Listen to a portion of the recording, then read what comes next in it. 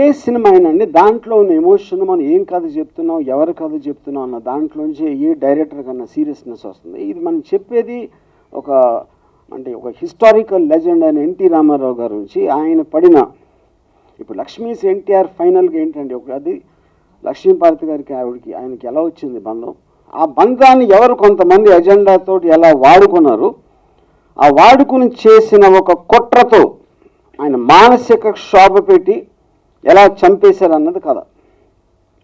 So ఈ cinema చూడనివ్వకపోవటం వల్ల వెనక ఉద్దేశం ఇమేజ్ దెబ్బతింటుంది, దానివల్ల ఏదో నష్టం వస్తుంది, వాళ్ళు తప్పిస్తే వేరే వాళ్ళు చేయడానికి ఇది ఆస్కారమే లేదు. So that is my point.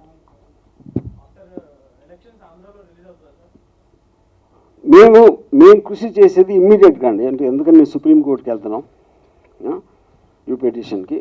So నేను ఆబ్వియస్లీ కోర్ట్ అనేది హైయెస్ట్ థింగ్ కాబట్టి నేను జోషియం చెప్పలేను, but we'll try our best to release it as soon as possible.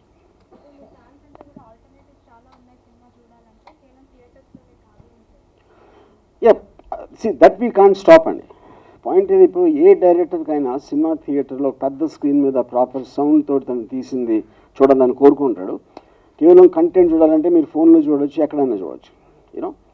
But I think it's కానీ ఎక్కడైనా చూడకపోవటం అనేది సెకండరీ విషయం అండి, ఎవరు ఎక్కడ చూడగలుగుతారని. కానీ ఒక డెమోక్రటిక్ కంట్రీలో ఒక రియలిస్టిక్ ఫిలిం తీసినప్పుడు ఇలాంటి గ్రౌండ్స్ మీద సినిమా ఆపేయటం అనేది I feel it's sense it's wrong president and bad president.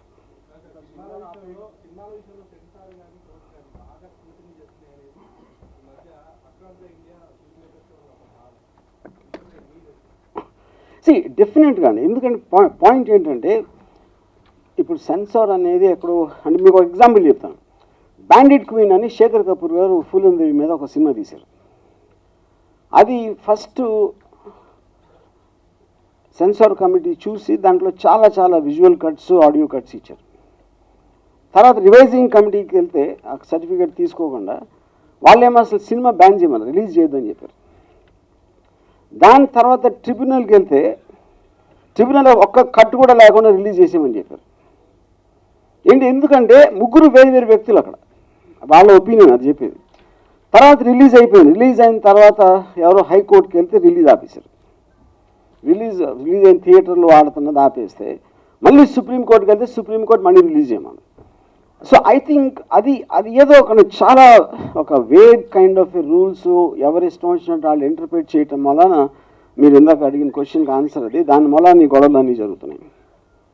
కానీ ఇక్కడ వన్ ఆఫ్ ది అంటే సెన్సార్ అనేది డిఫరెంట్ అండి. ఈ పర్టిక్యులర్ సినిమా సెన్సార్ కొంచెం డిఫరెంట్, ఎందుకంటే ఇది ఒక హిస్టారికల్ ఈవెంట్, అందరికీ తెలిసిన ఈవెంట్ ఇది ఆల్మోస్ట్ ఇప్పుడు నేను కొత్తగా చెప్పే కథ కాదు, ప్రతి ఒక్కరికి తెలిసింది. కోర్టు సినిమా చూడలేదు, ఏం అడగలేదు అసలు ఏంటని, జస్ట్ ఒక ఆర్డర్ పాస్ చేశారు అంతే సినిమా రిలీజ్ ఆపేయడానికి.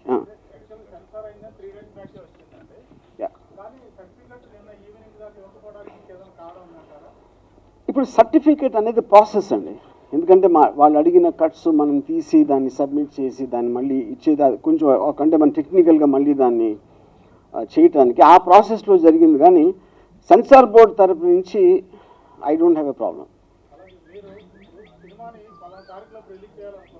అవును,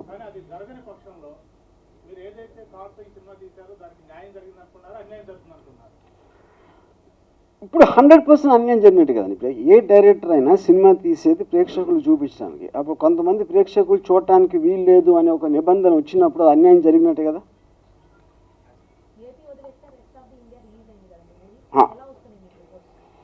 అన్ని చోట్ల రిలీజ్ అయిన అన్ని చోట్ల ఫెంటాస్టిక్ రిపోర్ట్స్ వస్తున్నాయండి. అదే నేను చెప్పి ఇంత హౌస్ఫుల్ వస్తున్నాయి, అక్కడే మీకు ప్రూవ్ అవుతుంది అందరికీ నిజం చూడాలనే కోరిక ఉందని. అప్పుడు కేవలం ఒక అలాంటి ఉత్తర్వుతోటి చూడకూడదని ఒక పర్టికులర్ ప్రాంతాన్ని ఆపేయటం అనేది ఏ విధంగా జస్టిస్ అనేది నేను అడుగుతున్నాను.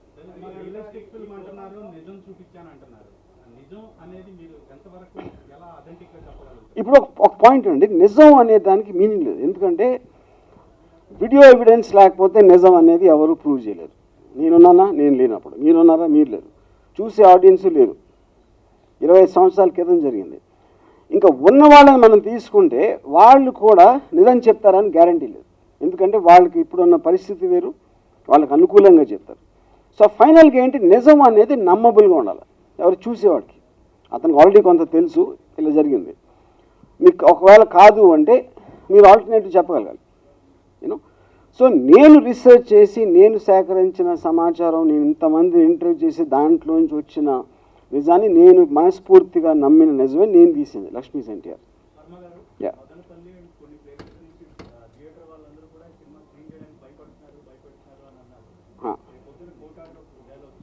ఈ వీడియో కనుక మీకు నచ్చినట్లయితే లైక్ చేయండి, షేర్ చేయండి. ఇలాంటి లేటెస్ట్ వీడియోస్ కోసం మా ఛానల్ని సబ్స్క్రైబ్ చేసుకోండి.